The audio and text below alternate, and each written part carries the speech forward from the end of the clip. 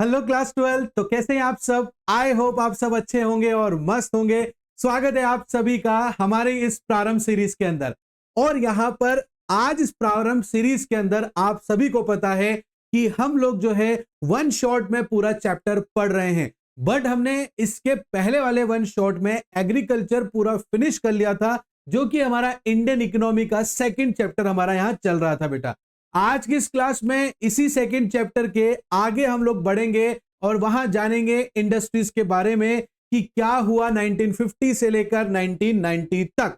तो आइए बच्चों समझते हैं इस चैप्टर को आगे। आई होप आपको ये जो है हमारा वन शॉट रिवीजन बहुत अच्छा लग रहा होगा बेटा। आपके काफी सारे डाउट भी हम लोग क्लियर कर पा रहे होंगे बेटा। तो चलिए आगे बढ़ते हैं और समझते हैं हमारे आगे के टॉपिक को। तो लास्ट वाली क्लास में हम लोगों ने ग्रीन रिवॉल्यूशन और उसके अचीवमेंट्स देखे थे, उसके फेलियर्स देखे थे बेटा। आज की इस क्लास में हम देखेंगे कि इंडस्ट्रियल सेक्टर ने आजादी के टाइम पर क्या क्या प्रॉब्लम फेस करी, उसके बारे में आज समझते हैं बेटा। जैसे पहला है under utilisation of capacity.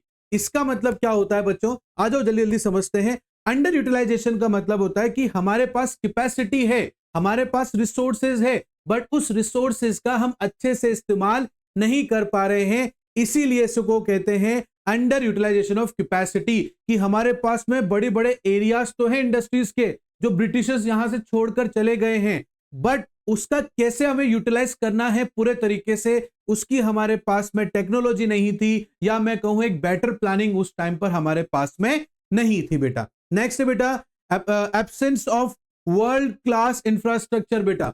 Absence of world class infrastructure मतलब क्या? हमारे पास में एक बहुत बढ़िया रोड इंफ्रास्ट्रक्चर नहीं था, रेलवे अच्छे से डेवलप नहीं था, ठीक है ना, वाटरवे अच्छे से डेवलप नहीं था, रोड जगह जगह खराब थे बेटा।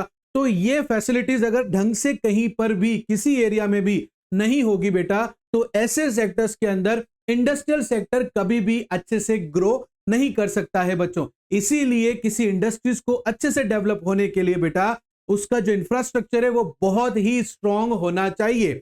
जैसे आज के टाइम पर भारत का जो है इंफ्रास्ट्रक्चर डे बाय डे जो है इंप्रूव होता चला जा रहा है बेटा, उसी तरीके से उस टाइम पर आजादी के टाइम पर ऐसा इंफ्रास्ट्रक्चर हमारा नहीं था। इसीलिए हमारी इंडस्ट्रीज बहुत ज्यादा प्रॉब्लम फेस कर रही थी। अब इंफ्रास्ट्रक्चर अच्छा नहीं था बेटा, इसलिए इंडस्ट्रियल के अंदर हाई कॉस्ट आ रही थी। जो इंडस्ट्रियल हम डेवलप कर रहे थे, प्रोडक्ट डेवलप कर रहे थे बेटा, उसमें हमारी कॉस्टिंग ज्यादा लग रही थी। और कॉस्टिंग लगने के पीछे सबसे ज्यादा रीजन क्या था बेटा? कि हमारा जो ट्रांसपोर्टेशन कॉस्ट था वो बहुत ज्यादा हाई था। हम लोग जो है आउटडेटेड टेक्नोलॉजी यूज कर रहे थे, जिस वजह से हम समय पर सप्लाई अच्छी क्वांटिटी में नहीं दे पा रहे थे। ठीक है, आगे देखो बेटा, यहां पर इनएडुकेट एम्प्लॉयमेंट जनरेशन। यहां पर क्या हो रहा था बेटा? इंडस्ट्रीज जो है वहां ना ज्यादा सप्लाई दे पा रहे थे, हमारे पास इतना ज्यादा रिसोर्सेज नहीं थे, इस वजह से इतना प्रोडक्शन हम लोग नहीं कर पा रहे थे।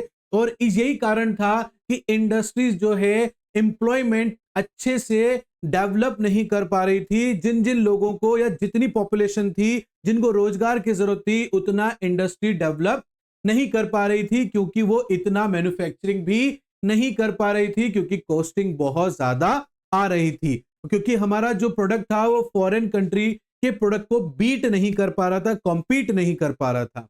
नेक्स्ट बेटा sectoral and regional industry imbalance बेटा। ये क्या चीज है? तो देखो बेटा, कुछ ही सेक्टर्स थे भारत के अंदर, या कुछ ही रीजन्स ऐसे थे जो बहुत ज्यादा इंडस्ट्रीज के मामले में डेवलप थे।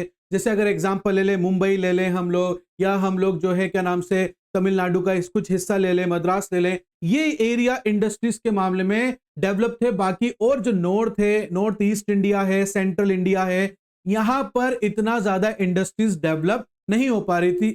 इस वजह से जो सेक्टरियल इंबैलेंस था कि कहीं पर तो बहुत ज्यादा इंडस्ट्रीज डेवलप हो रही थी धीरे धीरे, और कहीं पर बिल्कुल इंडस्ट्रीज का नामो निशान तक नहीं था बेटा।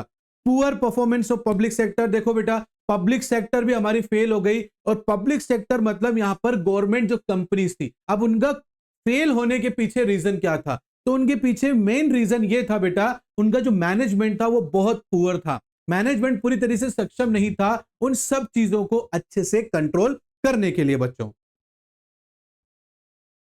नेक्स्ट देखो बेटा, फिर हम लोग इंडस्ट्रियल पॉलिसी रिवॉल्यूशन लेकर आए बेटा। रिसोल्यूशन भी बोलते हैं इसको, 1956, ठीक है ना। IPR 1956। इसके अंदर क्या लेकर आए? इसके अंदर हम लोग लाइसेंस राज सिस्टम लेकर आए। यहां पर गवर्नमेंट स्टेट, यहां पर स्टेट वर्ड लिख रखा है, देखो अंडर स्टेट कंट्रोल, स्टेट मतलब गवर्नमेंट। गवर्नमेंट ने यहां चाहती थी कि चाहे पब्लिक गवर्नमेंट, पब्लिक सेक्टर हो चाहे प्राइवेट सेक्टर हो, दोनों ही गवर्नमेंट के कंट्रोल में रहे। यहां पर अगर किसी भी प्राइवेट इंसान को या किसी प्राइवेट कंपनी को अगर कोई इंडस्ट्री खोलनी है तो उसे सबसे पहले गवर्नमेंट से परमिशन लेनी पड़ेगी और गवर्नमेंट उसके बारे में सोचेगी, तब जाकर आपको लाइसेंस मिलेगा अपनी इंडस्ट्री डालने का।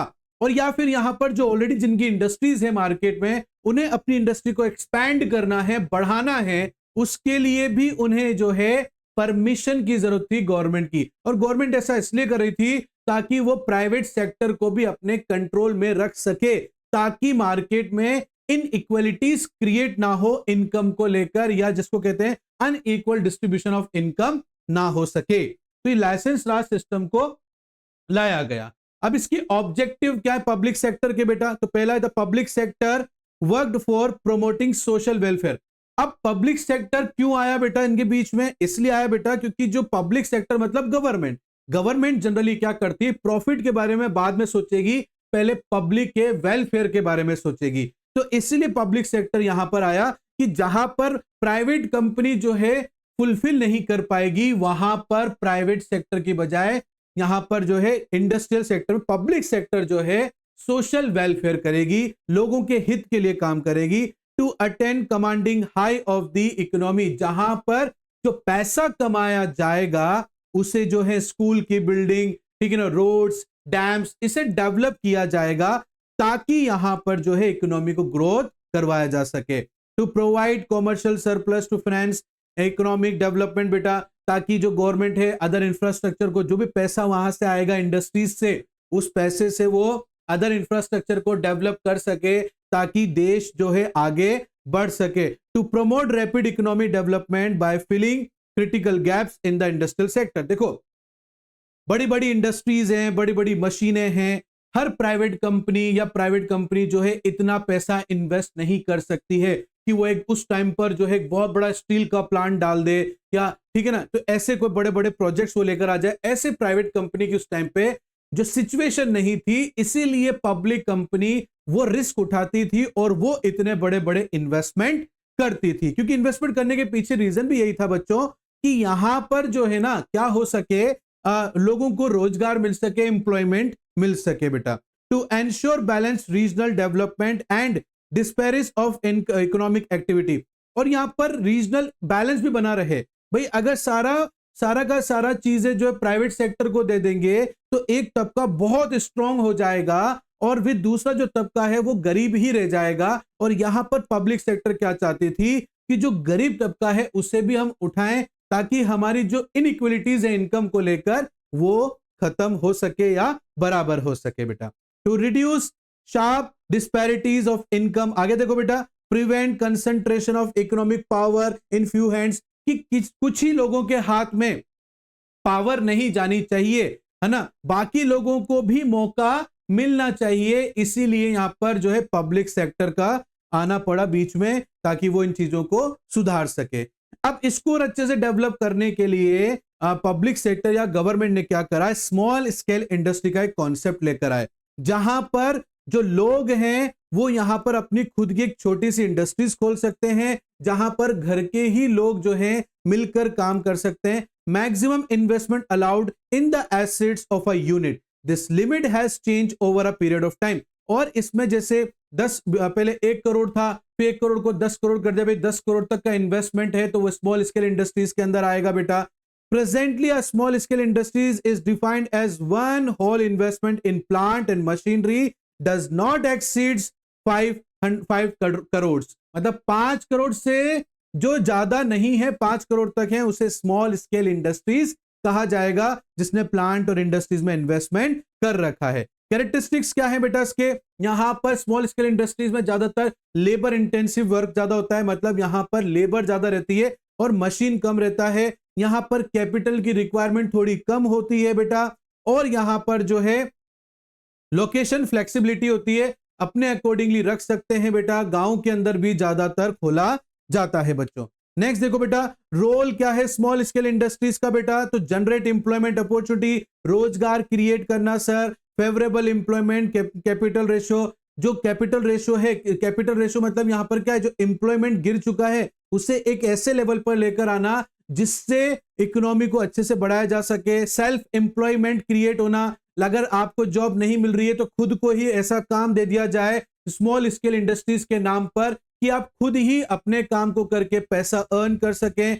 प्रमोट करना एक्सपोर्ट, हैंडीक्राफ्ट के अंदर हम पहले से ही बहुत अच्छे थे तो उस हैंडीक्राफ्ट को डेवलप किया गया ताकि आप और मैं जो है हमारे घर के अंदर ही छोटी सी इंडस्ट्रीज डाल के और वहां पर हैंडलूम इंडस्ट्री को डेवलप करें और उन प्रोडक्ट को आउट ऑफ इंडिया भी बेचना चालू करें। इसलिए इसका जो एम था स्मॉल स्केल इंडस्ट्रीज का वो था एक्सपोर्ट को इंपोर्ट करना। देखो नेक्स्ट आ गया ना, promoter handicraft industries, handicraft industries को प्रमोट करना। Fulfil the need of medium and large industries, यहां पर जितनी भी नीड्स थी मीडियम की और लार्ज इंडस्ट्रीज की उसको फुलफिल करना। इन्वेस्टमेंट आउटपुट रेशियो 8 पर विद लार्ज इंडस्ट्रीज, और यहां पर जो इन्वेस्टमेंट आउटपुट रेशियो है उसे बढ़ाना जितना लार्ज इंडस्ट्रीज उसमें लगा रही है बच्चों।